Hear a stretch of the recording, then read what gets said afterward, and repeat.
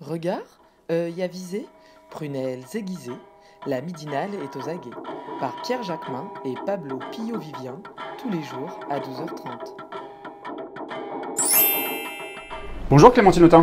Bonjour Pierre Jacquemin. Merci d'avoir accepté notre invitation. Vous êtes la co-directrice de la revue Regard avec la députée communiste Elsa Faucillon. Vous êtes aussi députée de la France Insoumise et vous venez de publier cette tribune dans Le Monde, signée par plus d'1 millier de personnes pour en appeler à un Big Bang de la gauche. On va y revenir, mais d'abord, pour certains militants et cadres de la France Insoumise, si le score de la France Insoumise européenne a été si mauvais, c'est parce que c'est la ligne Autain qui l'aurait emporté sur la ligne populiste. C'était donc vous qui étiez à la manœuvre, Clémentine Autain ? Oui, j'ai effectivement écouté la midinale de Raquel Garrido qui étayait cette thèse qui me paraît une interprétation presque surréaliste. Je crois que le résultat de la France Insoumise est d'abord le résultat de 2 années où nous avons envoyé des signaux, donné à voir un profil politique qui était très éloigné, me semble-t-il, de ce qui a fait la force de Jean-Luc Mélenchon en 2017, qui avait réussi à fédérer le peuple de gauche d'ailleurs, et à ne pas brandir le terme de gauche, mais à savoir le remplir dans un discours de haut vol qui portait la colère, mais qui portait aussi une espèce d'espérance, une forme d'espérance dans une transformation sociale et écologiste. Et ce profil-là s'est progressivement estompé, amoindri, au profit, je dirais, d'un air un peu du clash permanent, beaucoup de clash, beaucoup d'échanges très violents avec les journalistes, on se souvient du terme la haine des médias, et aussi l'idée qu'il y aurait le « eux » et le « nous », n'est-ce pas ? Et donc, quelque part, une thèse qu'on appelle, mais à mon avis à tort, parce qu'on ne sait pas toujours très bien le remplir, une forme de thèse dite populiste, qui voudrait que le leader capte les colères et que toutes les formes de médiation finalement seraient inutiles ou en tout cas en perte de vitesse, donc c'est pas la peine de faire avec les médiations. Et au total, je pense que nous avons perdu des plumes dans ce changement d'une certaine manière de profil politique. Manon Aubry, moi j'avais soutenu sa candidature, je pense que son profil de jeune femme issue du mouvement associatif, en l'occurrence d'Oxfam, était un bon choix, mais je ne crois pas que, d'abord son défaut de notoriété au démarrage, elle n'a pas la puissance qu'a Jean-Luc Mélenchon ou d'autres leaders de la France Insoumise, même si elle a fait son travail tout au long de la campagne, il me semble que ce qui a été sanctionné, c'est un profil général et non pas le choix de Manon Aubry qui serait la traduction de la ligne politique voulue par Clémentine Autain. Là, je crois qu'on est vraiment en train de faire une quadrature du cercle qui n'a pas beaucoup de sens et donc c'est un peu absurde. Je crois plutôt l'inverse. Je pense que ce qui a fait la force en 2017, c'est un profil tel que je le plaide aujourd'hui, et ce qui nous a progressivement éloignés de cette dynamique et de cette réussite, c'est le fait d'avoir un profil moins rassembleur, trop clivant et qui ne correspond pas à ce que nous pouvons capter. Voilà. On est à plus de 10 jours du résultat des élections européennes. Vous êtes l'une des seules à poser des questions, à interroger justement cette stratégie, à critiquer aussi parfois. Est-ce que vous diriez qu'il y a une volonté au sein de la France Insoumise de lever justement, ou en tout cas d'interroger ce qui a échoué justement dans le cadre de cette élection européenne par rapport justement au bon résultat de l'élection présidentielle ? D'abord, en fait, c'est assez banal ce que j'ai fait, c'est-à-dire que quand il y a une élection, il y a un résultat et les leaders politiques d'une formation politique sont amenés à s'exprimer et donc à donner des éléments d'explication du résultat et aussi des éléments pour pouvoir se relancer. Enfin, moi, j'ai l'impression d'être tout simplement dans mon rôle. Mais il y a un cadre au sein de la France Insoumise qui va être mis en place pour justement interroger justement l'échec. C'est une question que j'avais posée déjà il y a plus d'1 an dans Politis et ça m'avait valu une sacrée volée de bois vert, comme on dit, où justement je pensais et je continue de penser que ce qui nous rétrécit notre espace, c'est de ne pas avoir une culture du pluralisme suffisamment affirmée pour que tout le monde puisse se retrouver dans le grand espace commun que doit être la France Insoumise. Et deuxièmement, que les modalités de fonctionnement démocratique, alors qu'on avait la volonté, Jean-Luc Mélenchon l'avait dit, d'expérimenter, de faire autre chose que les partis du XXe siècle, et jusque-là, vraiment, moi je suis d'accord avec lui, il faut essayer de trouver des formes qui soient des formes renouvelées. Mais force est de constater qu'on a perdu en capacité de délibération collective. Et donc ces lieux, ben moi je ne sais pas tout à fait où ils sont. Alors on me reproche parfois d'avoir parlé, mais je n'ai pas critiqué au moment de la campagne électorale par loyauté, c'est bien normal. Si on ne peut pas critiquer, émettre un avis critique, c'est pas de l'autoflagellation, c'est juste émettre des éléments d'analyse, d'interprétation et des propositions pour avancer. Après la campagne, bon, si on ne peut pas le faire à l'extérieur, parce qu'effectivement les médias aussi utilisent, instrumentalisent, détournent, c'est vrai, je vois bien, ils ont envie d'un affrontement permanent, dès qu'on dit une toute petite chose, ça finit comme ça. C'est vrai que c'est difficile et que du coup tout le monde a moins de risques, on pourrait dire plus tranquillement, donc on ne peut pas forcément bien le faire à l'extérieur, mais s'il n'y a pas à l'intérieur non plus de lieux qui permettent de le faire, là ça devient difficile. Moi je participe aux réunions du groupe parlementaire, mais je ne crois pas que ce soit les députés qui puissent diriger le mouvement politique. Donc la question que je pose, c'est où est ce cadre? On nous avait promis une restructuration de ce qu'on appelait l'espace politique, mais ça n'a pas eu lieu. Sans doute que la tâche va être maintenant accomplie, en tout cas je l'espère, mais je crois qu'on a besoin en effet de renouveler, d'inventer en tout cas des formes démocratiques pour que le mouvement puisse vivre et trancher et qu'on n'ait pas le sentiment que, que les militants sont dépossédés et que le débat n'a pas lieu. Jean-Luc Mélenchon doit s'exprimer demain. Qu'est-ce que vous attendez de lui? Qu'est-ce que vous aimeriez qu'il dise? Moi, je n'ai pas de leçon à donner à Jean-Luc Mélenchon ni à lui dire ce qu'il doit faire. C'est un leader qui nous a hissé à haut niveau, quand même 19,5%. Je pense que la défaite est, comme pour nous tous, mais sans doute pour lui en particulier, difficile à appréhender, ce que je comprends parfaitement. Et donc, je crois que c'est à lui de savoir qu'est-ce qu'il a envie de faire, quel chemin il propose. Et voilà, j'ai hâte de l'écouter comme tout le monde, avec respect. Ce que j'espère, c'est que l'impulsion qui va être donnée par lui, mais par d'autres, j'aime pas la réduction du débat en disant c'est juste Jean-Luc Mélenchon qui serait responsable, d'ailleurs dans un sens à droite, ou dans un ils l'ont autre. fait, hein. Laurent Wauquiez a fini par démissionner parce qu'il considérait qu'il était porteur de l'échec. Je pense sincèrement que là, c'est une question d'orientation générale qui intéresse tout le monde dans le mouvement, tous les militants, les cadres, et que le pire pour moi serait un repli. C'est-à-dire de se dire, on a fait ce qu'on a pu, on ne change pas de ligne et on continue. Je pense qu'il faut maintenant poser des questions, réfléchir, se parler, s'écouter, ouvrir les portes et les fenêtres sur la société et essayer de rebondir en ayant en tête ce qui a fait le succès de 2017. Et pour moi, ça a été cette capacité de rassemblement sur un discours qui n'était pas un discours clivant, mais qui était un discours riche et fédérateur. Alors je l'ai dit, vous venez de publier une tribune dans Le Monde pour un Big Bang de gauche signé par plus d'1 millier de personnes. D'abord, contrairement à plusieurs de vos amis de la France Insoumise, vous semblez attaché à ce mot gauche. Pourquoi c'est si important ? En fait, je ne sais pas si je suis attachée à ce mot parce que je vois bien, et moi je suis élue d'une circonscription populaire et je l'ai vu notamment pendant la présidentielle, à quel point le mot gauche était associé à l'ère Hollande et donc associé à un bilan gouvernemental catastrophique, notamment pour le monde populaire. Donc ça, je vois très bien la difficulté de brandir le mot gauche comme un étendard. Pour autant, d'abord, beaucoup de gens continuent de se référer au clivage droite-gauche. Et surtout, si on enlève le mot gauche, moi, je veux savoir avec quoi on rompt.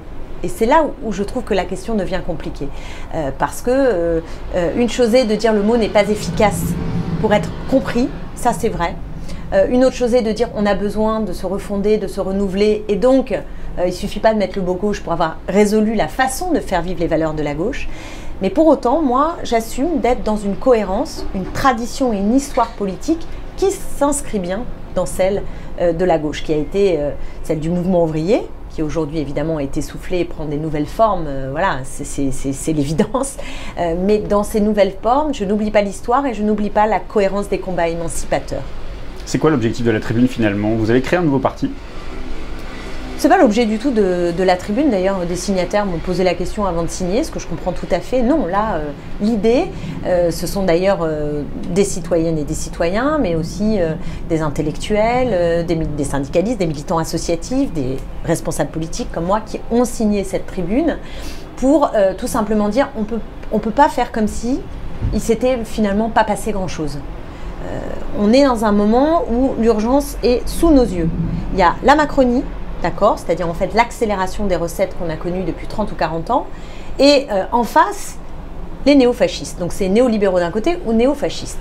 Et on voudrait réduire d'une certaine manière le débat politique et les issues politiques à ce couple infernal qui est effroyable. Et nous, on est sortis de cette échéance atomisée et pas du tout en état de représenter une voie, un chemin pour leur damer le pion et pour dire oui, il y a une solution qui est une voie nouvelle, qui est celle de la transformation sociale et écologiste et de la rendre crédible. Et ce qui la rend crédible, c'est évidemment le nombre. Ce qui rendra crédible notre voie, c'est qu'il y a suffisamment de personnes qui s'y reconnaissent, qui constituent cet imaginaire et ces propositions et donc nous permettent de gagner. C'est ça le sujet. Certains vous accusent de vouloir refaire l'union de la gauche. Bon, alors ça m'agace. D'ailleurs, ça m'agace d'autant plus que y en a qui m'accusent de ça, qui, je crois, ont parfois été au Parti Socialiste, participé à des majorités gouvernementales, quand moi, j'étais bien campée dans la gauche radicale. Donc ça m'amuse beaucoup. Mais on m'accuse aussi d'autres de vouloir faire un petit truc gauchiste. Donc vous voyez, il faudrait s'entendre. Mais quand même, on joue un peu sur les mots, parce que sur le fond, vous voulez quand même fédérer, vous voulez quand même rassembler dans les luttes, mais aussi dans les urnes. Oui, dans les luttes et dans les urnes, sur une gauche de transformation. Alors une gauche... En tout cas, donc c'est pas l'union de la gauche, mais c'est l'union de la gauche de gauche. Mais c'est pas l'union entre les partis. En fait, l'union de la gauche, ce qu'on entend, c'est le cartel électoral. Je ne veux pas du cartel électoral. Mais il faut quand même qu'ils s'effacent, ces partis, si vous voulez qu'il y ait un rassemblement. Qu'ils s'effacent. Je suis pas pour l'effacement. Je suis pour dire que même si on les additionne, ceux même de la gauche de gauche, vous voyez bien que ça fait pas la maille. Hein. Avec ça, on n'a pas une solution politique. Et donc, ce qu'il faut unir, rassembler, fédérer, c'est dans la société. Or, il y a plein de gens qui aujourd'hui luttent, sont engagés, sont sur nos valeurs et qui ne se retrouvent pas dans nos espaces politiques et ne nous aident pas à le construire. Alors, c'est un fossé.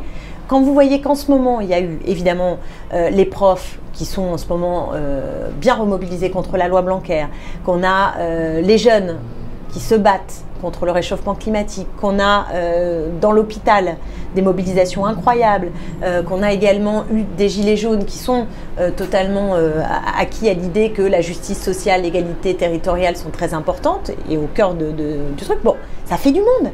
Donc la colère, elle est là. Je veux dire, il y a bien des colères, il y a bien des gens qui ne veulent ni du néolibéralisme, ni des néofachos. Mais pour l'instant, ils sont à distance de la politique institutionnelle. Donc c'est ce fossé-là qu'il faut combler. Donc quand je parle de fédérer, quand nous disons qu'il faut fédérer et travailler, c'est tout ce monde-là. Ce sont des syndicalistes, ce sont des militants d'attaque, ce sont des jeunes que j'ai rencontrés dans la manif sur le climat, etc., etc. C'est ça, fédérer. C'est aussi les intellectuels critiques dont nous avons besoin pour affiner notre projet politique, parce qu'on n'y est pas tout à fait dans la proposition non plus. Quand on regarde ce qui se passe justement sur cet échiquier, enfin sur l'espace de la gauche, Jean-Luc Mélenchon veut fédérer le peuple, les écologistes veulent fédérer autour d'eux autour d'un rassemblement écologiste.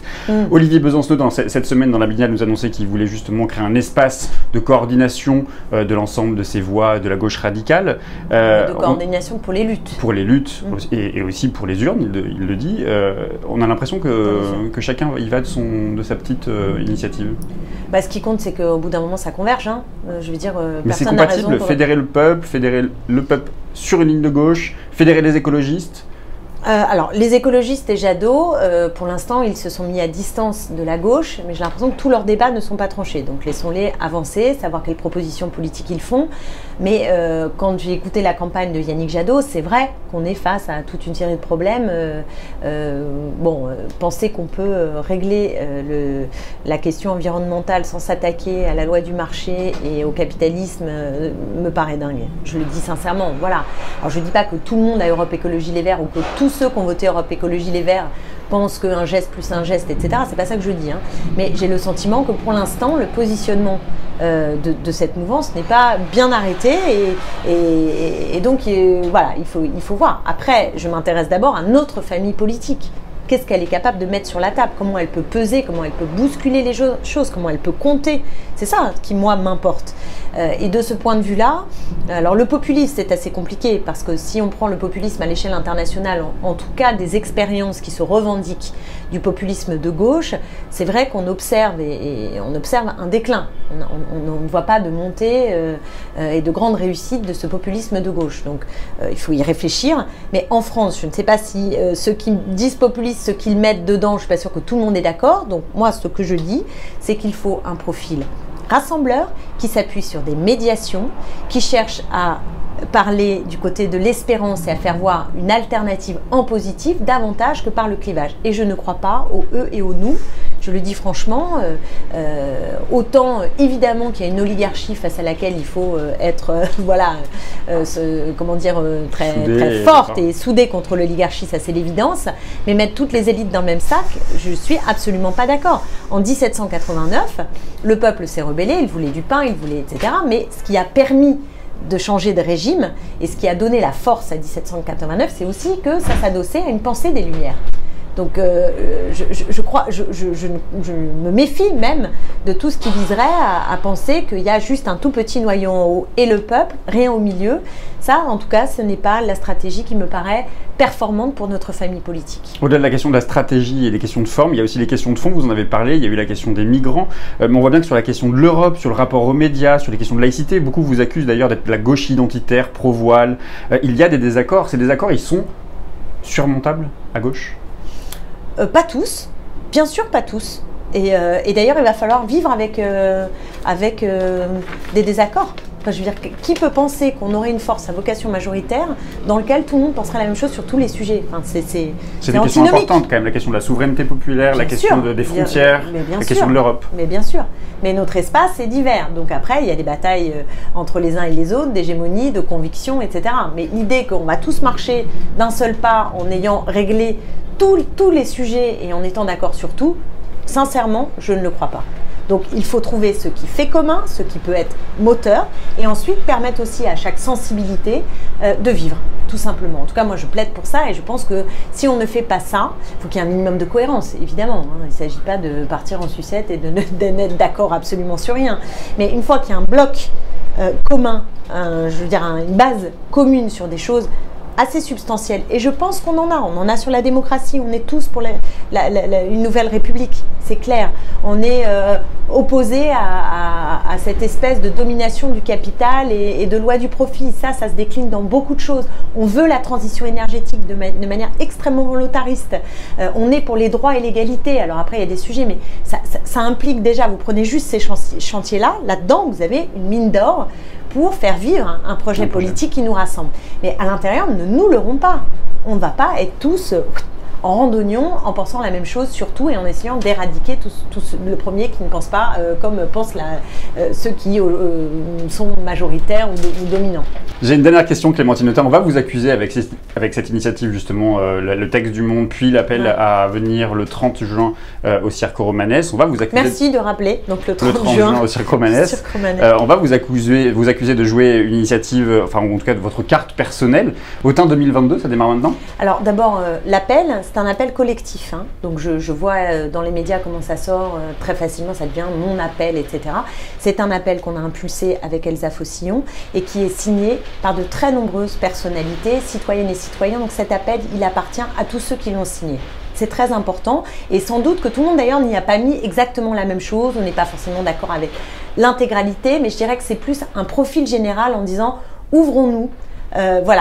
Ouvrons-nous, travaillons, ne restons pas comme on est et faisons vivre un pôle de transformation sociale et écologiste cohérent, fédérateur, etc. C'est ça qu'on dit et c'est ça qu'on dit ensemble. Ensuite, pour 2022, je vous dis franchement les choses. Pour moi, la question aujourd'hui, elle est d'abord du quoi. C'est-à-dire avant de savoir qui va incarner une candidature en 2022, il faut savoir d'abord de quel espace politique. Et quand on aura réglé la question de l'espace politique, se posera l'enjeu de savoir qui est le mieux placé ou la mieux placée pour l'incarner. Mais je trouve dommage de toujours commencer par l'enjeu du leadership avant d'arriver, et ensuite d'essayer de remplir. Parce que à mon avis, on marche à l'envers. Et donc voilà, donc il faut d'abord construire le meilleur outil qui sera le plus propulsif. Et 2022, c'est à la fois demain matin et en même temps, c'est encore loin. Merci beaucoup, Clémentine Autain. Merci à vous.